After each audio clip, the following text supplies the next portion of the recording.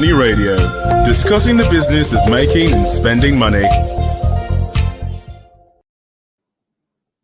Good afternoon. You're welcome to a warm, in fact, hot Abuja. Yes, the weather is hot here. You're welcome to another edition of Money Radio, and you are on to the energy segment of the program. This is Leadership Podcast, and you're welcome. We are talking about the resurgence of COVID-19 and its impact on crude oil prices, as well as the Nigerian economy by extension.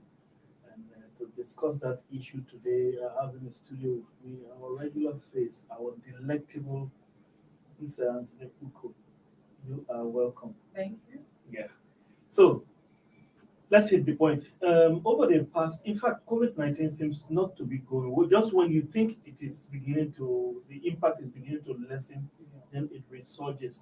We had COVID-19 of November 2019 that came and shut down economies of the world. When a vaccine was developed, the economies started opening, then we started having the Delta variant. Well, good thing, the vaccines seem to have been effective against the Delta variant. But now we are having a deadlier variant of COVID-19, that is the Omicron variant of that deadly virus. And that is beginning to shut down, or people have been, leaderships in countries are beginning to consider shutting down their economies, and of course, that has impact on energy prices, because once economies are shut down, energy prices are in less demand, and then we know, of course, it's affecting Nigeria. Last week, the price of crude oil had risen to as much as $82 plus. As of last night, according to trading economists, the price of crude oil on the international market, Brent crude, was $68 plus, and our own Bonnie Light had dropped to $65. Yes, 65. Yes, that is, should I say, frightening, Of course. or it's concerning. It's a reason for concern, because our policymakers were beginning to think that there is some reprieve now, and it's reprieving the economy, but it seems not to be so. So let's talk about this issue. COVID-19 again. Of course, it's the same COVID-19, but we're talking about variants here. Mhm. Is this thing ever going to end? Before we talk about the energy prices, is it ever going to end? We would think that eventually it will wear out itself. Let's just hope so. Though the situation is somehow depressing when you look at it, like you pointed out, COVID-19 did what we saw as the worst pandemic situation globally. Yes, And in just- recent times. Yes, in recent times. And just when things were beginning to pick up, economies were picking up, coming out of the wood. Nigeria, for instance, after the COVID-19 plunged it into Another recession. a recession, had picked up again, recorded 3 straight improvements in GDP. So, like you pointed out, our leaders must have thought the end is in sight. And then we saw the Delta variant, and when it looked like it was being contained, here we are again. Let's hope, like I said earlier, that the pandemic will bear itself out at the end of the day. Economies don't depend on hope. Yes, this is when something is you have a situation on your hands that you don't seem to have control over. Yeah, you then can only just hope. have to fall back on hope. So let's divert a little bit, not a diversion, but let's let's go on the periphery of this issue for a bit. COVID-19, the vaccines are actually available, especially in Western countries, Occidental countries. Some people say Hesperian countries. The vaccines are actually available. It's just that some people have decided this thing is not safe enough to be injected into their bodies, and then they refuse. And for many of those people who are actually dying, who are at risk, it is because they refuse vaccines. And that is, I don't know if that could pass for economic sabotage. Because if you refuse to take this vaccine and you constitute a health risk, and the government has to shut down economy because of those people who are dying. Isn't that economic sabotage? Contributing to what we I have. wouldn't take it that far because it's Right. taking the vaccine while it is in the interest of majority. Yes. Is actually at the end of the day The personal thing. personal decision. And don't forget that we've seen a number of people here and there who are taking the vaccines, but have also still succumbed to COVID-19. We have to So- realize that no vaccine is 100%. Yeah, that's what. In that fact, is, the COVID-19 vaccines are the most effective because there are some vaccines, including those ones of smallpox, yellow fever, that have only 50-60% effectiveness. The effect is just as low as that. But we Yeah. can see that COVID-19, we have up to 95% effect, impact, or what's the word, on people who take them. I don't know. Let me not be a judge here, but these are some of the people that are constituting the delay, the so-called that if these people had taken the vaccines, it would have been at least the impact would have been less than yeah, what we are but having. like what we're seeing more and more people are embracing the vaccine now. So we there is an improvement with more variants coming up. A lot of people are realizing, wow, this thing is not about to go away in a hurry. So they're taking position to take the vaccine. And what the federal government has done now in shutting the secretariats, the federal ministries, all people who are not vaccinated is also going to rev up the number of people that are taking the vaccine. So back to our topic for the topic. day. We haven't really diverted. It's just a Yes, part of it. of course. We haven't. So back to our issue. This thing is beginning to affect the Nigerian economy or it is going to affect the Nigerian economy. I hope we are not talking about another round of a recession here. The GDP growth rate, as you pointed out, over the past three quarters has been good. We came out of a recession and it was 5% growth. And then we had the 4.03%. Yes, and the central bank governor, as well as the minister, the honorable minister of finance and budget, Zainab, she has been, of course, she and the World Bank have been hauling issues on the projected growth rate. Well, the World Bank says 2.6, 2.7. We are talking about 3. Yeah, but this one is going to affect the GDP growth rate. The oil prices actually fall. Well, this is December, and let's see how this month pans out on the pricing mechanism.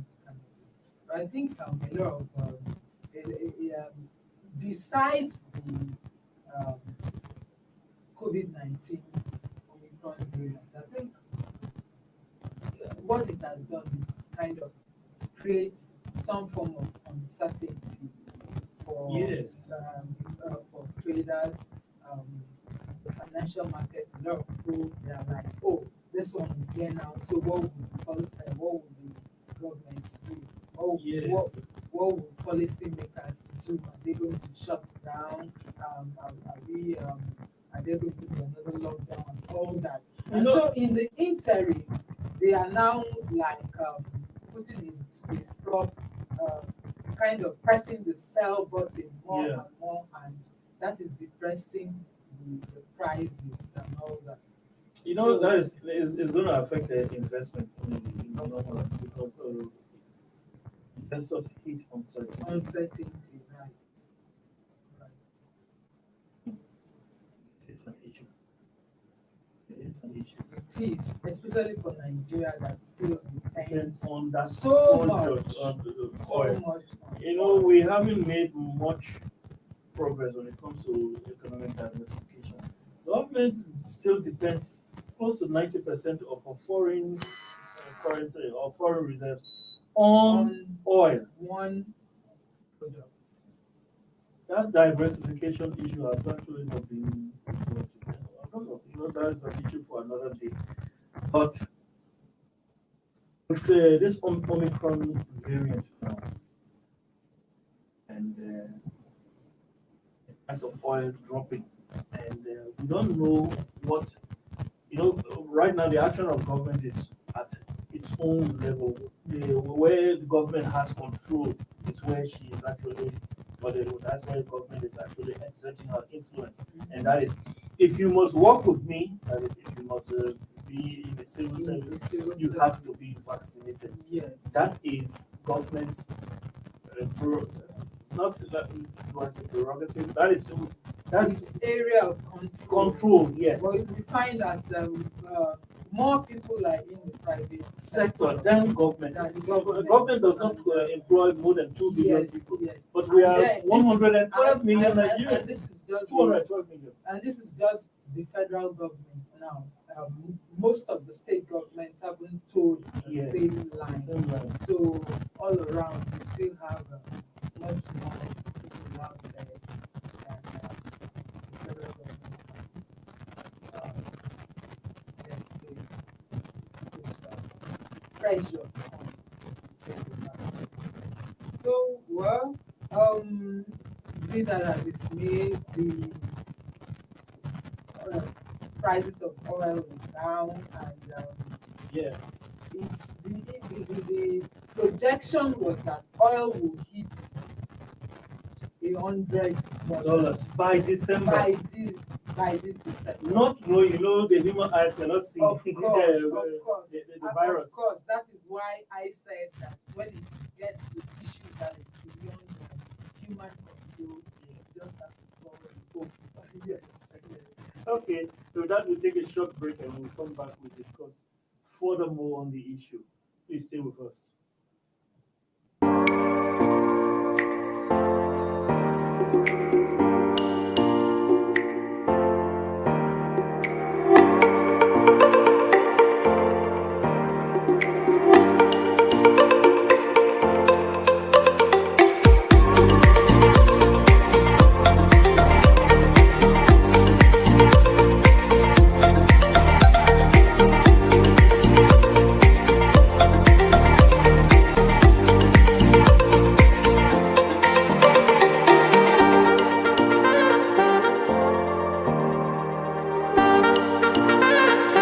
For sponsorship and advert placements, please contact 080-3688-6158. Last Word Leadership Podcast Studio. You have the last word.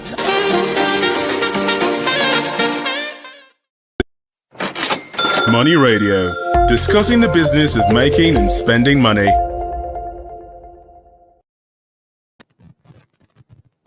Welcome back, viewers. You're still on to Money Radio, and this is the energy segment of the program. This is Leadership Podcast from a hot Abuja studio. The studio is not hot, but out there is hot. Yeah, thank you so much. So you're welcome. Still with me in the studio is Antonio Kuku, and I'm your host, Chris Hammer. So we were talking about how COVID-19, especially the Omicron variant, is beginning to impact the price of oil, which is going to affect the economy in the long run. What aspects of the economy of the Nigerian economy do we expect to be impacted in the short run? The short run basically is the price revenues, Yes, revenue. Nigeria's revenues. Like we pointed out, Nigeria earns the bulk of its income from this monoproduct, Yeah. crude oil. So as we speak, close to 90% of its income comes from oil. And while the federal government has talked much about economic diversification, it's all been a case of paying lip service. Yeah. There hasn't been so much push to the point where we begin to see this manifesting in the figures. Yeah. So we are still here Where we used to be. where we used to be for decades. Nigeria is still depending on oil, and you see that when the price of oil is down like it's doing now, you will see now very soon talks of economic diversification. You know, that is the chorus. Yes, will begin to resound all over the in policymakers' mouths and all that. But the moment the tides change and The price of oil is $80 and everybody goes back, it becomes business as usual. Yeah. But I think government will just have to be more serious about this issue of diversification, especially in this energy transition time. Yeah. You know? So we are actually in that period where the budget issue is being discussed, both from the presidency to the National Assembly. The last budget projection for 2022 put the price of oil at $57. As of last night, the price of oil was 65. This man, the president of the United States, Joe Biden, that is one thing that added fuel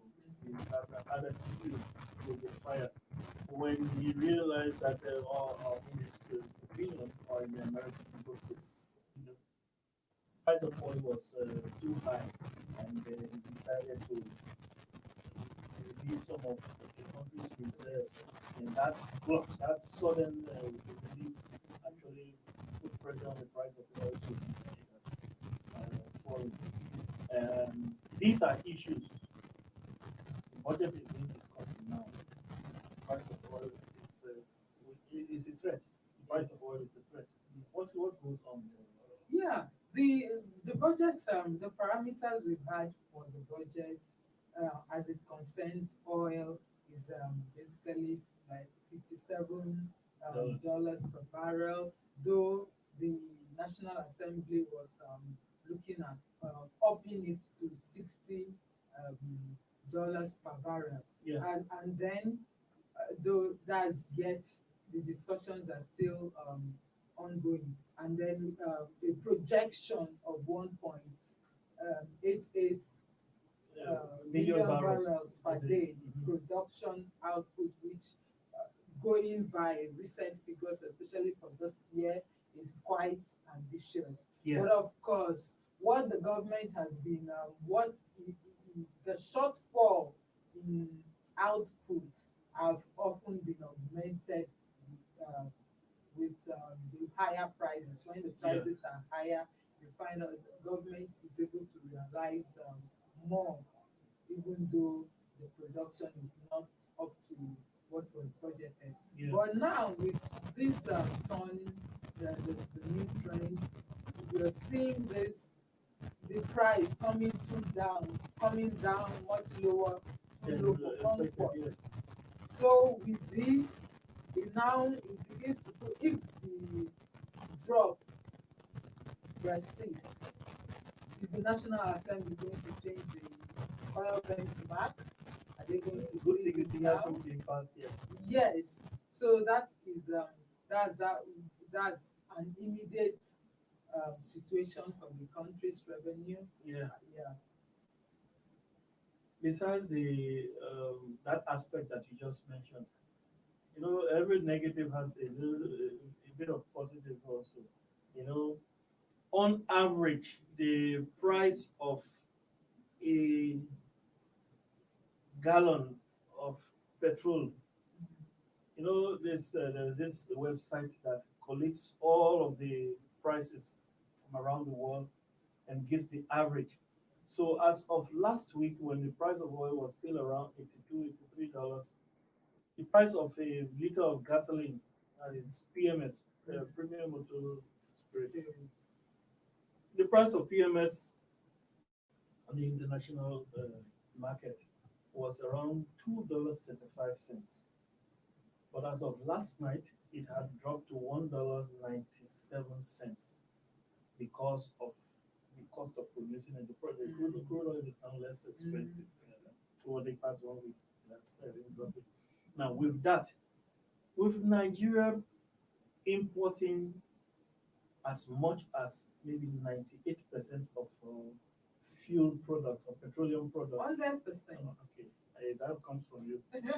With 100% importation and the price of crude oil now down, and of course that impacts the price of a liter of gasoline, the PMS. That means the landing cost is supposed to be reduced also, which means the federal government does not have to pay that subsidy, that much subsidy. That means the thing has reduced. Comments? Yes. Well, that is one way of putting it. But if we're going to look at it in the long term, especially as Nigeria, with the signing of the Petroleum Industry Act now in force, and then the government has already gone on to announce that starting from July, fuel subsidy It's a thing of the past. is off. So I think it will do Nigeria well not to be thinking that roundabout. The workers' union are beginning to fight, Yeah, I hope you have been following the trend. okay. Workers' unions are.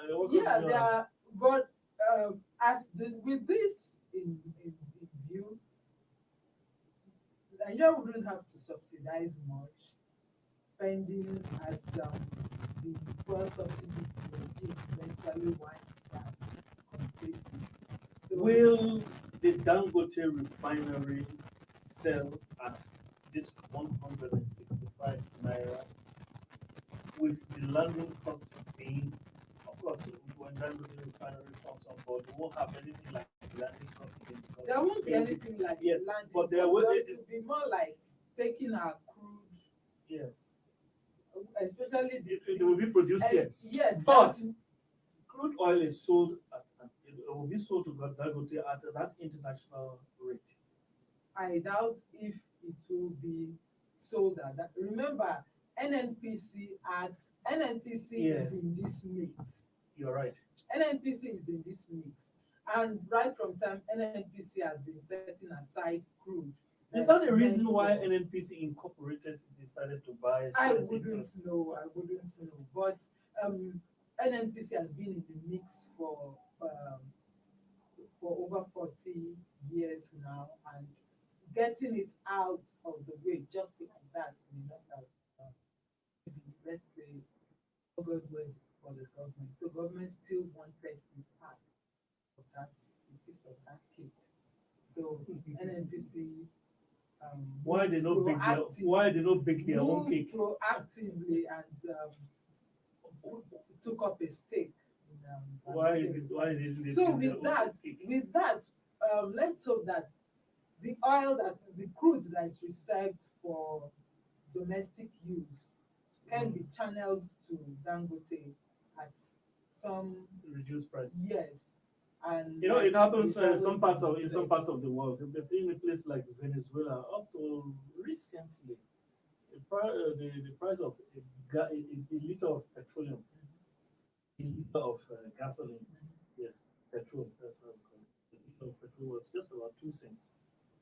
It may be, I'm not sure it's up to 10 cents up to now. In Saudi Arabia, it just rose to 19 cents. And, because government has been involved in that process of production. So they're probably because they are more in control of their borders, make sure that these products don't go outside by means of the smugglers. So let's hope that Nigeria will be strong enough to make sure that what is being invested in the country does not have a positive spillover effect in the neighboring countries, like we've been having on subsidies. So you round up this issue with some last word. What else is this? What else is this fuel price? The crude oil price, the reduction or the falling of the crude oil price. What else is this going to impact the country in the short run? We're talking about the next 1 to 2 months, considering that the fact that budget discussion is now on the front burner. Yes, I think it will have an impact on what figures the National Assembly come up with at the end of the day. The budget will be passed before the end of this year, most likely. So if the trend continues, it means that there would be a need for government for them to take another look at the current parameters and maybe consider bringing it down, since it raises some form of uncertainty on the direction that oil prices will go in 2022. And even if the prices of crude oil on the international market eventually rise to more than $100, there will be the savings, Yes. from that projection. There will be excess crude. Yes. Well, that's the savings we've not had much savings in the past. Like I pointed out, the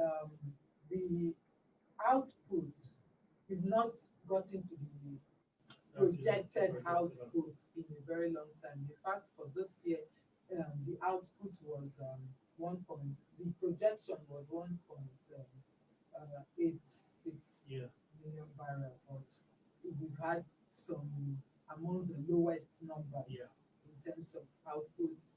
It's like most of the rigs, most of the oil wells were shut down during the COVID-19 lockdown. Most of them opened up again. So the process was still of the economy picking up fully was still ongoing before this new variant we now have. So it's really going to put a damper on it. We can also put your words, and we can hope that with the passage of the PIA, we will begin to see more investments in the sector. We will reach that 1.8 million barrels per day target. So, with that, we come to the end of today's edition of Money Radio. You have been tuned into the energy segment of the program. In the studio with me has been our normal, delectable, our regular face, Mr. Anthony Wook. We say thanks to you very much. Yeah, thanks to you, our producers. Thanks more especially to you who are loyally following us. We say thanks for being with us again today on Money Radio. I've been your host, Case Hammond. COVID-19 is real. The Omicron variant is a testimony to that. Stay safe, stay blessed. Thank you for watching. For sponsorship and advert placements, please contact 080-3688-6158. Last Word Leadership Podcast Studio. You have the last word.